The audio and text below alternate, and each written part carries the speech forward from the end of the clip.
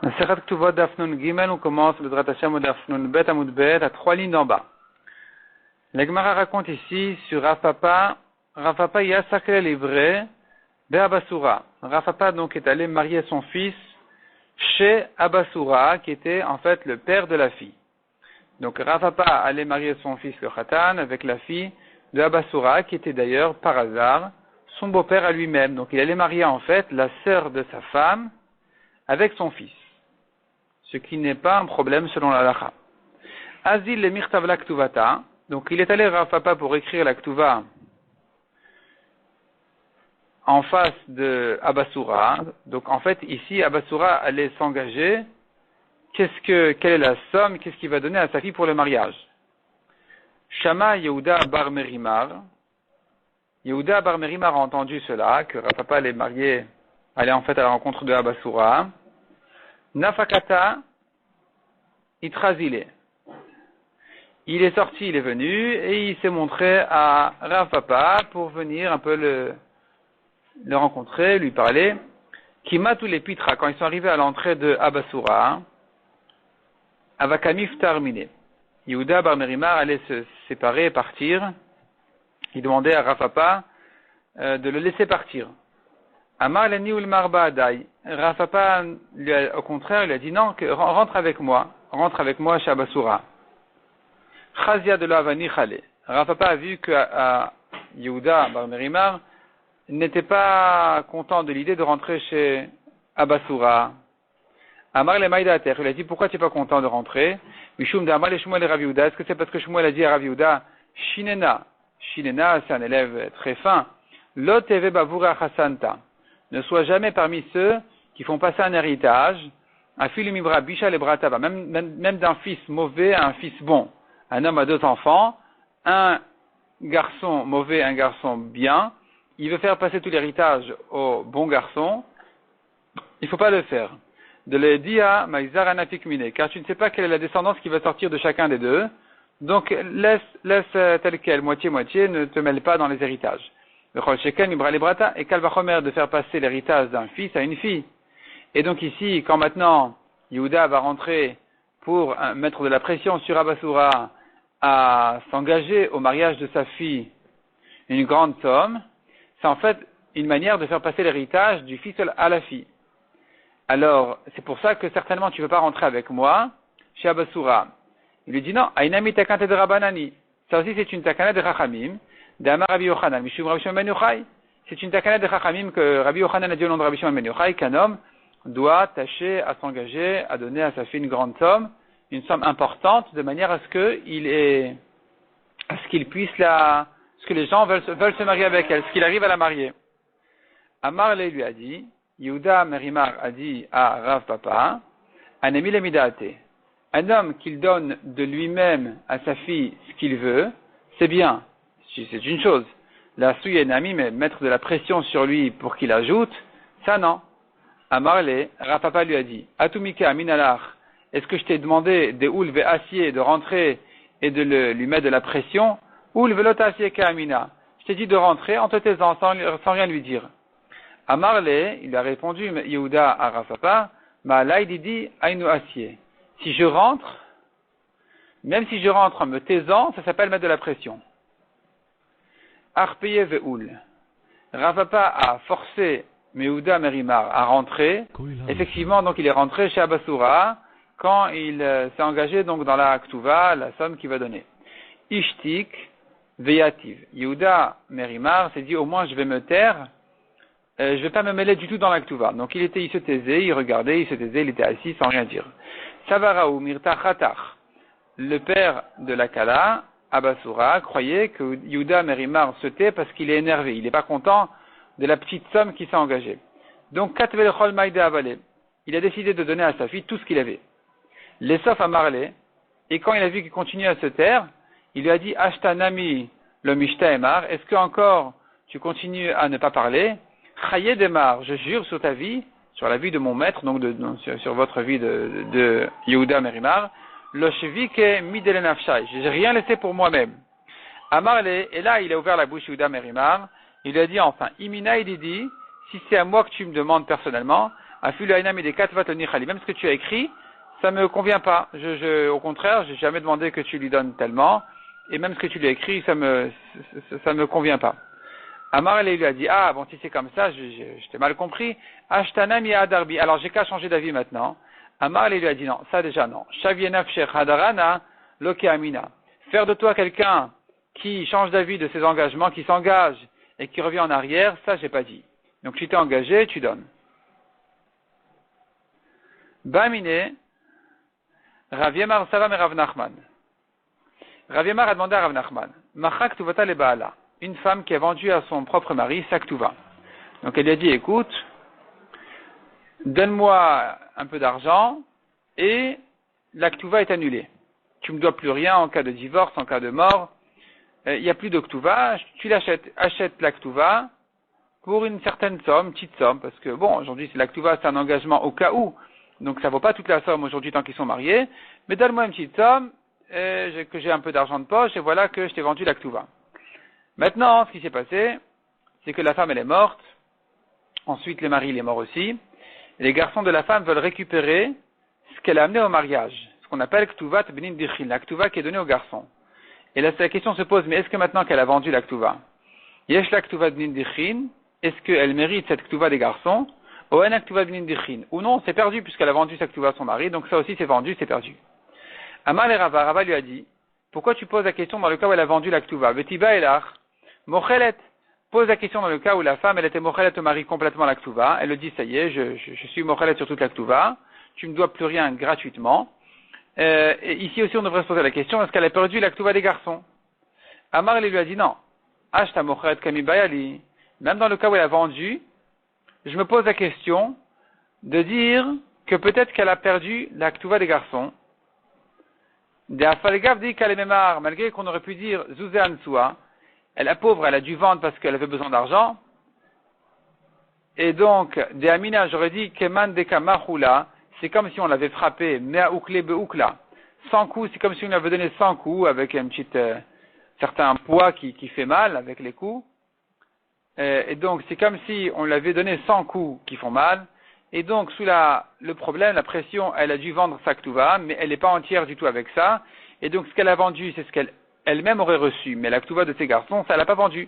Donc, finalement, la Ktuva des garçons n'est pas vendue. C'est comme ça qu'on aurait pu dire. Et malgré tout, je me demande que peut-être que non, c'est quand même perdu. C'est quand même perdu. Donc, si elle va mourir et ensuite on marie, eh bien, les garçons ne vont pas récupérer ce que leur grand-père maternel a amené au mariage. Mochelet mibaya et kalvachomer, est-ce que c'est la peine de se poser la question dans le cas où elle est mochelet? Là, c'est sûr que si elle était mochelet pour rien gratuitement à son mari, que puisqu'elle néglige comme ça sa ktuva, eh bien, c'est sûr qu'elle a tout perdu, même la ktuva des garçons. Moi, je voulais dire que même dans le cas où elle a vendu, peut-être il est lieu de dire qu'elle a perdu la ktuva des garçons. Amarava. Pshitali, il m'est évident, dit Rava, mochelet ktuvata le acherim, si elle a vendu à d'autres personnes sa ktuva, yesh la ktuva bnin dichin. Là, c'est sûr qu'elle n'a pas perdu la Ktuva des garçons. C'est-à-dire que si maintenant, comme on a dit, elle va mourir et ensuite son mari, les garçons vont récupérer. Et Maïtama, pour quelle raison? Zouzéan Soua, on dit ça, il y a eu un problème, elle manquait d'argent, et donc elle a vendu sous la pression, mais elle n'avait pas l'intention de vendre ça aussi. Tandis que Mochelet Ktuvata le Baala, en Aktuva bnin dichin. Il m'est évident aussi que si elle était Mochelet gratuitement à son mari la Ktuva, puisqu'elle a négligé, elle s'en fiche de sa Ktuva, elle a perdu aussi la Ktuva des garçons. Maïtama, Achulta, Achilta, donc elle était Mochelet, elle a tout perdu. Baï Rava, la question que Rava se pose, c'est dans le cas où Mochelet Ktuvata le Baala, quand elle a vendu à son mari. Elle a vendu, mais à son mari. Vendre à son mari, ça se fait facilement. Donc quelque part, elle a un peu négligé de la Ktuva. D'autre part, c'était pour obtenir de l'argent. Donc peut-être que non, peut-être qu'elle a eu un problème, un manque d'argent. Est-ce que donc Kemocheret l'acherim dami, c'est comme si elle avait vendu à quelqu'un d'autre et qu'elle n'a pas perdu la Ktuva des garçons, ou Kemocheret le Baala dami, ou non, c'est comme si elle avait été Mochelet à son mari et que donc elle a tout perdu. Batar de Bayadar Pashta, après que Rava s'est posé la question, il a lui-même résolu la question en disant Mocheret Ktuvata le Baala, Kemocheret l'acherim dami. Il semble dire qu'une femme qui a vendu à son mari, c'est comme si elle avait vendu à quelqu'un d'autre et que donc elle n'a pas perdu la Ktuva des garçons. Metiv Ravidi Baravin. Ravidi Baravin a objecté, Rava, Meta, une femme, qui, son mari est parti, est venu un témoin en disant il est mort.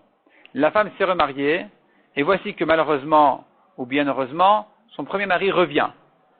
Son premier mari revient, cette femme-là, elle a un grand problème et les Chachamim l'ont punie puisqu'elle s'est remariée trop facilement, même si elle avait le droit de le faire, mais elle aurait dû bien rechercher, bien se renseigner, et puisqu'elle a fait comme ça légèrement, et donc elle est punie qu'elle doit sortir du premier et du deuxième, et elle a perdu sa ktuva des deux côtés aussi.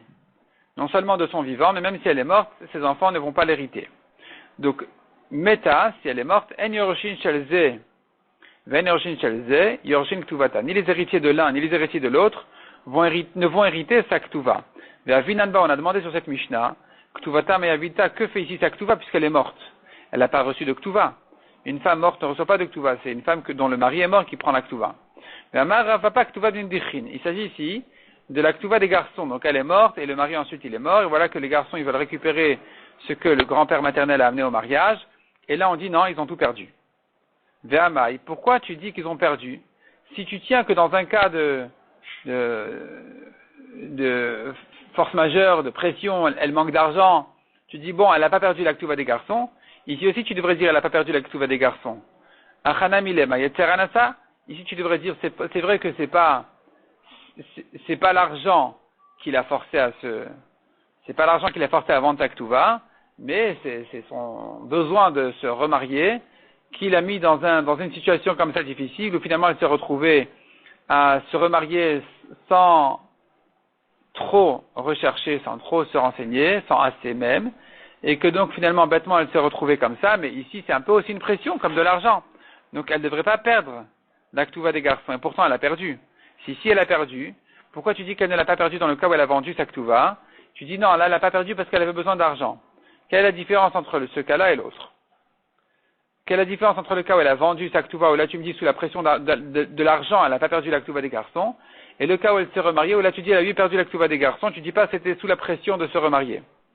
Répond la Gemara, Tamkena Saoud et Kansua Rabanan. C'est vrai, en principe elle ne méritait pas de perdre la ktuva des garçons, ce n'est qu'une amende que les Chachamim lui ont imposée, parce qu'elle n'a pas assez fait d'enquête, elle ne s'est pas assez renseignée, est-ce que son mari est pour de vrai mort? Et donc les Chachamim l'ont punie de manière à ce qu'une femme prenne plus de précautions avant de se précipiter à se remarier.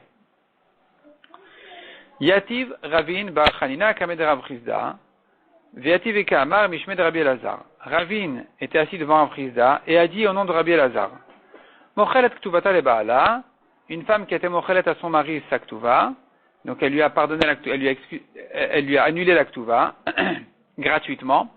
En la maisonnote, elle n'est même plus nourrie de son mari, puisque ça fait partie des engagements de la ktuva.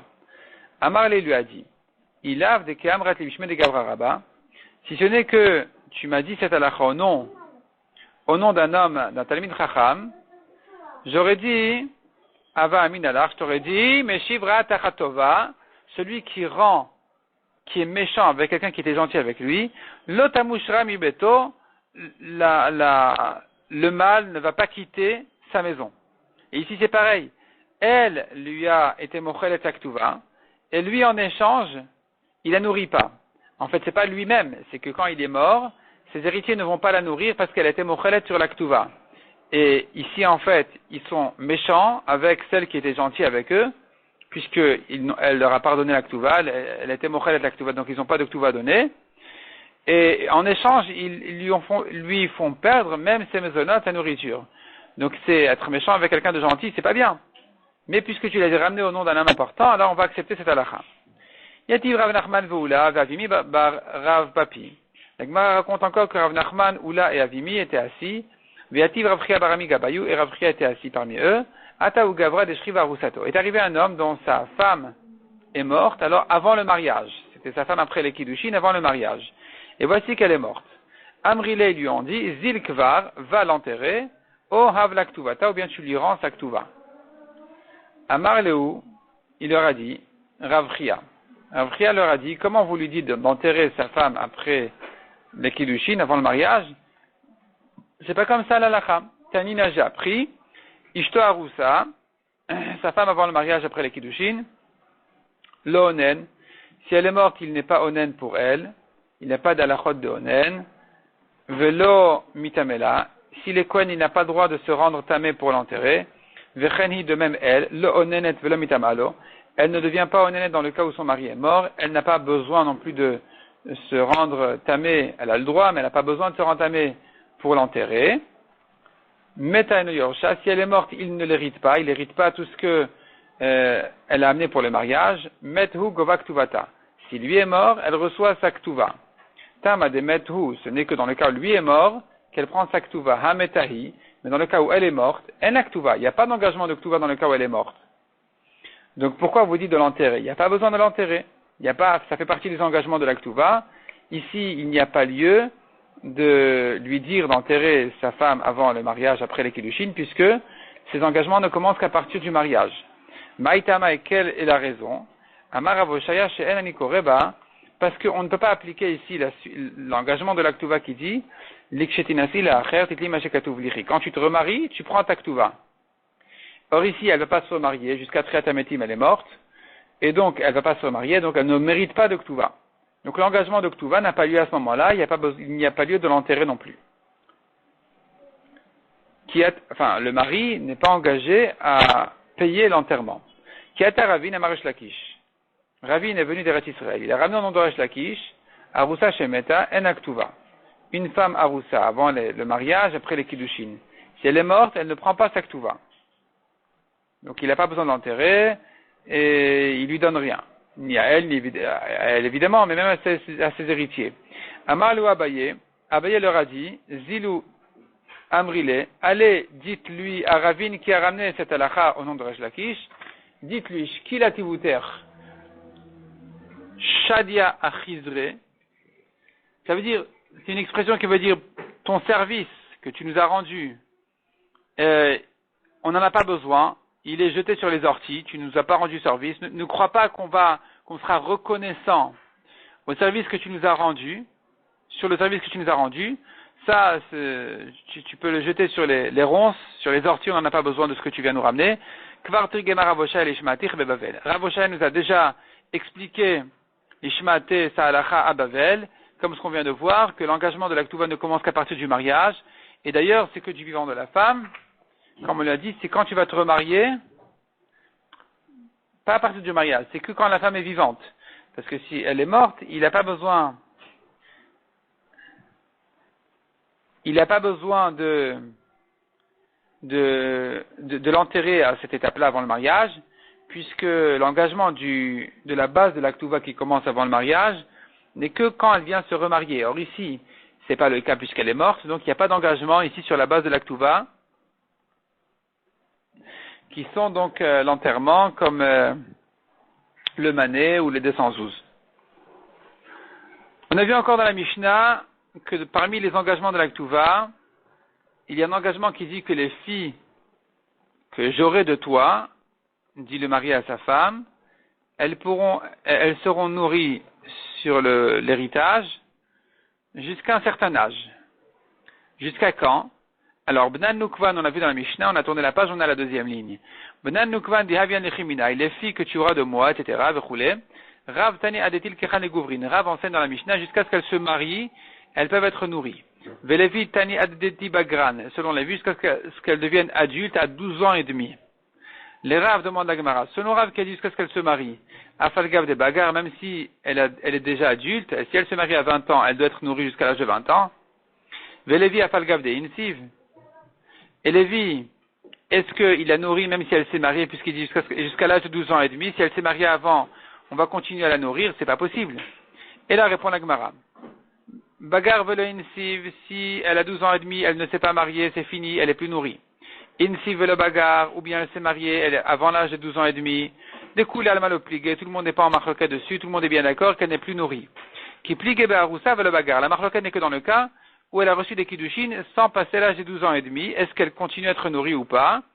Vechentani Levi bematnite, et ainsi Levi a enseigné dans ses braïtot, ad deti bagran, elles sont nourries jusqu'à l'âge de 12 ans et demi, veyim tezim neon, dein sevan, et qu'arrive leur temps de se marier. Tarté, est-ce qu'il faut les deux conditions? Et la oti bagran, oyim tezim neon itnasva, soit qu'elles ont 12 ans et demi et c'est fini, soit qu'arrive là le moment ou de se marier, et c'est fini. C'est-à-dire que la date du mariage est arrivée, à partir de ce moment-là, elle est nourrie par le mari et plus par ses frères. Donc il faut continuer à la nourrir après les kiddushin encore, jusqu'à ce qu'arrive le moment du mariage, ou bien qu'elle ait 12 ans et demi. La Gemara dit qu'Etanaï, cette marloquette-là est une ancienne marloquette de Tanaïm. Admatay abat nizonet, jusqu'à quand la fille elle est nourrie, ad shete ares, jusqu'à ce qu'elle reçoive des kiddushin. Dès qu'elle a reçu des kiddushin, c'est-à-dire elle est réservée à un homme, c'est fini, elle est plus nourrie des frères. Mishum Rabbi Lazar Amou, Acheti Bager, au nom de Rabbi Lazar, on a dit jusqu'à l'âge des 12 ans et demi. Tani Rabbi Yosef ramène dans sa braïta, ad dihavian, jusqu'à ce qu'elle soit un homme. Et qu'est-ce que ça veut dire qu'elle soit un homme? C'est les kiddushin ou le mariage? Ibaya leo. Havaya de Erusin ou Havaya de Nisuin. Qu'est-ce qu'on veut dire par là? Jusqu'à ce qu'elle soit un homme. Elle est à cet homme-là en kiddushin ou en mariage. Tekou, ça reste en question. Donc cette version-là de Rabbi Yosef n'est pas très claire. Amar de Rav Chizda el Rav Yosef. Rav Chizda demande à Rav Yosef. Mishmia lachmine de Rav Yehuda. Est-ce que tu as entendu de Rav Yehuda? Aroussa yesh la mezonot ou la mezonot? Si une aroussa, une femme koudeshet, est-ce qu'elle a encore des mezonot, elle est nourrie de ses frères ou pas? Amar le, il lui a dit. Mishma lo shmiali. J'ai pas entendu de mes maîtres quelle est la lacha dans ce cas-là. Et la misvara l'est là. Mais selon ma logique, j'aurais dit qu'elle ne prend plus. Pourquoi? Kevan de irsa, puisque un homme l'a déjà réservé en kiddushin, le nichale de titzil.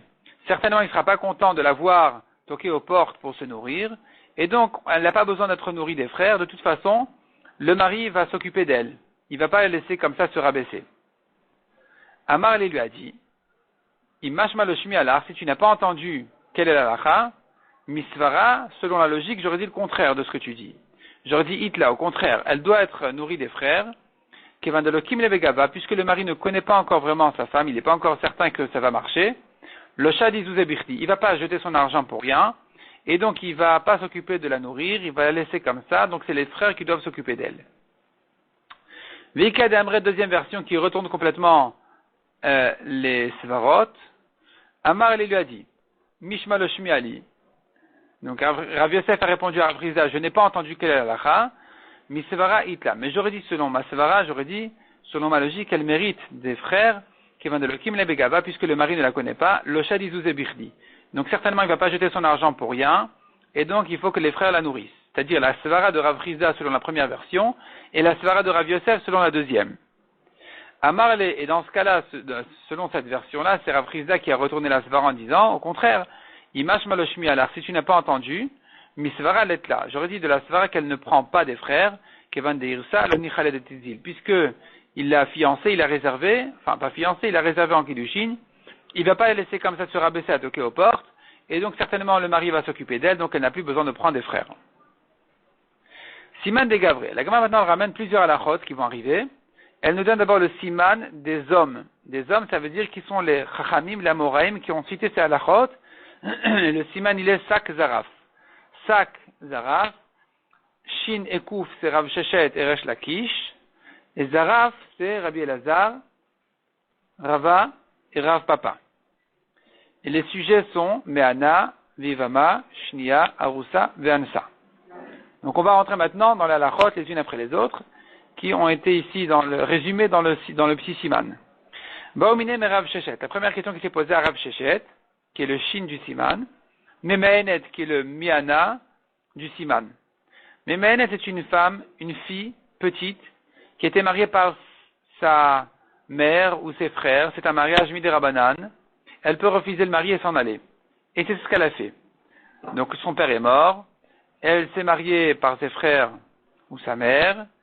Et elle a refusé le mari. Elle revient à la maison. Et maintenant, elle demande d'être nourrie par ses frères. Yesh la maisonot ou la maisonot. Est-ce qu'elle est nourrie ou pas? Amal le Rav Sheshet anitua. Rav Sheshet leur a répondu. On peut la prendre d'une braïta qui dit Almana bevet avia. Ou Grusha bevet avia. Une veuve, tant qu'elle est chez son père, c'est-à-dire elle ne s'est pas encore mariée, elle est veuve qu'après les kiddushin. Ou bien elle s'est divorcée, mais elle est encore chez son père. Veshomer et Yava bevet avia. Ou bien elle attend le hiboum du mari, du frère de son mari. Mais elle n'est jamais encore sortie de la maison de son père parce qu'il n'y a eu que des kiddushin. Dans tous ces cas-là, yesh la maisonot, elle est encore nourrie. Rabbi Yehuda Omer, Oda bevet avia yesh la mezonot. Rabbi Yehuda dit tant qu'elle est chez son père, elle est nourrie. Ena bevet avia ena mezonot. Dès qu'elle est sortie, elle n'est plus nourrie. Quelle est la différence entre Tanakama et Rabbi Yehuda? Rabbi Yehuda et Tanakama, il dit la même chose.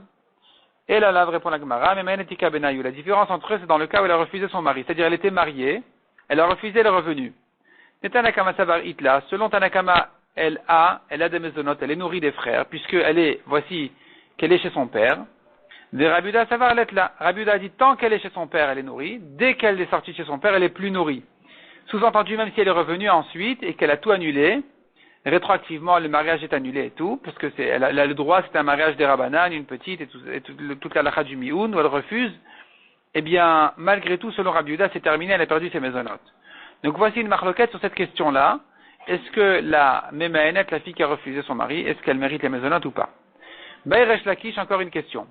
Bat Yevama, la fille d'une Yevama, c'est-à-dire comme ça. Un homme a fait boum avec la femme de son frère qui n'avait pas d'enfant, et il a eu une fille. Il a eu une fille de cette Yevama, de sa belle-sœur, la sœur de son frère. Après son hiboum, il a eu une fille d'elle. Voici qu'il est mort. Et la fille maintenant, elle veut être nourrie de ses frères. Yesh la maisonnote et la maisonnote. Est-ce qu'elle a des maisonnotes ou pas? Elle est nourrie de ses frères ou pas? Kevan damarma ktuvata nirsebala rishon. Puisqu'on a appris que la ktuva de la Yevama, elle est sur les biens de son premier mari. Letla, alors ici, il n'y a pas d'engagement du deuxième mari. Et donc la fille qui ne serait nourrie de ses frères que par un engagement du père dans la Ktuva, qui n'a pas eu lieu ici, elle ne sera donc pas nourrie de ses frères. Odilma ou bien je dis, puisque dans le cas où la Yevama, elle n'a rien de son premier mari, Takinu la Rabanan Misheni, les Chachamim lui ont institué la Ktuva du deuxième mari, Itla, donc ici aussi, elle pourrait avoir. Teku, la Gemara reste aussi en question. C'est-à-dire comme ça. Les Chachamim ont institué que dans le cas où le premier mari n'a pas laissé de terrain, eh bien, les engagements de Ktuva vont tomber sur les terrains du deuxième mari. Donc ici aussi, puisque le premier mari ne s'est pas engagé à la fille de son frère, ne s'est pas engagé à sa femme, que la fille qui va naître de son frère en hiboum, elle serait nourrie de son héritage, c'est comme s'il n'y avait pas de terrain chez le premier mari, puisqu'il n'y a pas d'engagement ici du premier mari. Donc ça tombe sur le deuxième. Ici aussi, ça devrait tomber sur le deuxième. Est-ce que je dis comme ça ou je dis non? Le deuxième ne s'est pas engagé. C'est vrai que s'il n'y a pas du premier, il y a du deuxième. C'est que en ce qui concerne la femme elle-même, pas sa fille. Donc pour la fille, peut-être qu'il n'y a pas d'engagement et que donc elle n'a pas à être nourrie des frères. Tekou, la Gemara reste là-dessus, en safek, et la Gemara donc n'a pas résolu cette question.